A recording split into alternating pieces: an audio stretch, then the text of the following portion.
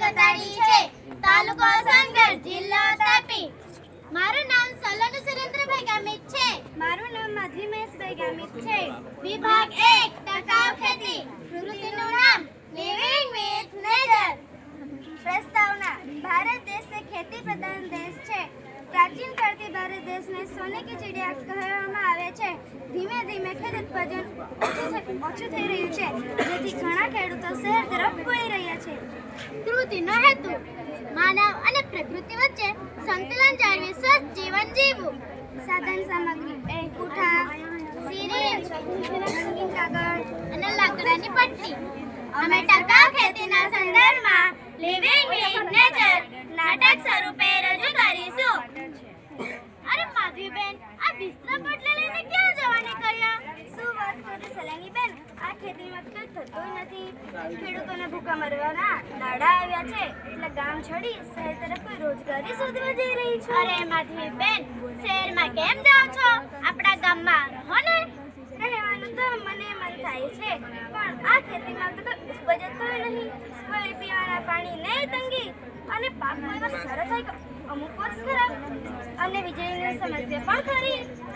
અરે માધવીબેન, જ્યાં ખેતીમાં મારી જેમ વિચારીને કામ કરશે, આમ રોવાનો વારો નહીં આવે. ચાલ હું તને બતાવું કે નેચર સાથે કેવી રીતે રહેવું. જો આ છે લિવિંગ વિથ નેચર. જો આ છે મારું ઘર. મેં મારા ઘરની ટેરેસ ઉપર ગ્રીન હાઉસ બનાવેલ છે. ગ્રીન હાઉસ અને તે પણ ટેરેસ પર.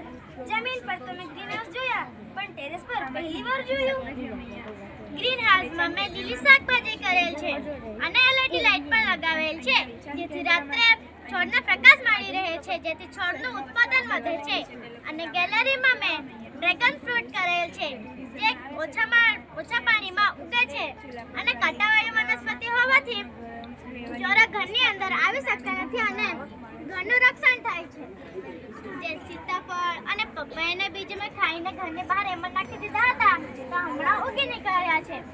જેમ સીતાફળ અને પપૈયાના પાન કડવા હોય છે, જેથી ગાય, ભેંસ કે બકરી સીતાફળના પાનને ખાઈ શકતા નથી, જેથી મને સાચવવા પણ પડતું નથી અને મને પૂરતા ફળો પણ મળી રહે છે.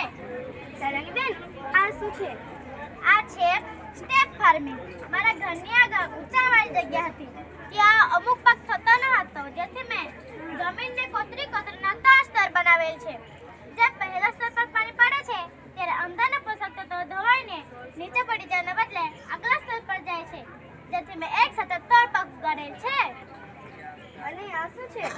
અને આ છે ખેત તલાવડી. ખેતરની આસપાસ જે જગ્યા રહી જાય છે ને, જેમાં પ્લાસ્ટિક પાથરી છે, એટલે જ્યારે વરસાદ આવે છે ત્યારે વરસાદનું પાણી જમીનની અંદર શોષાઈ જવાને બદલે કે વહી જવાને બદલે પ્લાસ્ટિકમાં જ રહી જાય છે, જેથી જ્યારે પણ પાકને પાણીની જરૂર હોય છે ત્યારે તરત જ પાકને પાણી આપી શકાય છે અને આનામાં માછલી ઉદ્યોગ પણ ચાલુ કરી શકાય છે.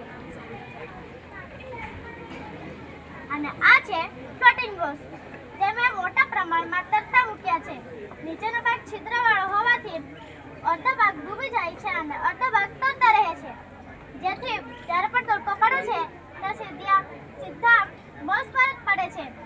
પાણી સુધી પહોંચતું નથી, એટલે પાણી ગરમ થતું નથી, જેથી પાણીનું બાષ્પીભવન થતું નથી અને પાણી ચોખ્ખું પણ રહે છે.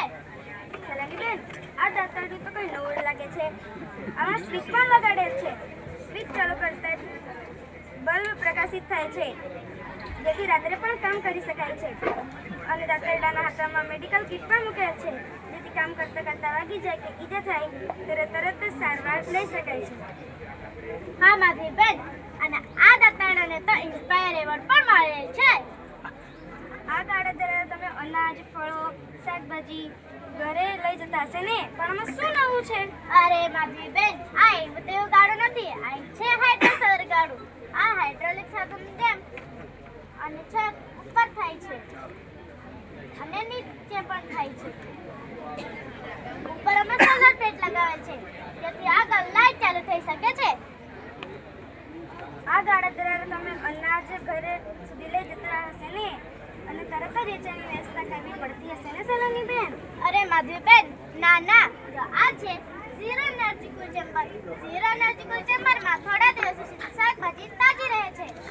પણ આને કઈ રીતે બનાવવું? જો 1.5 મીટર જેટલી બે દિવાલ બનાવો અને તેની અંદર 7.5 સેમી જેટલી જગ્યા છોડો અને ભીની રેતી ભરી દો અને ધૂળ વરસાદથી બચવા માટે ઉપર છત બનાવો અને ઢાંકી દો. અરે વાહ સલોનીબેન, તમે તો terrace garden, green house, gallery garden, dragon fruit, જમીન તૈયાર કરીને સ્ટેપ ફાર્મિંગ, લણણી ને લાઇટિંગ હેલ્થ દાતરડું,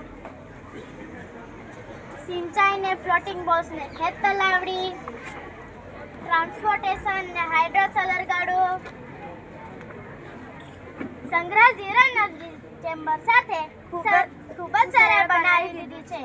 આશા છે તમને લિવિંગ વિથ નેચર ગમ્યું હશે.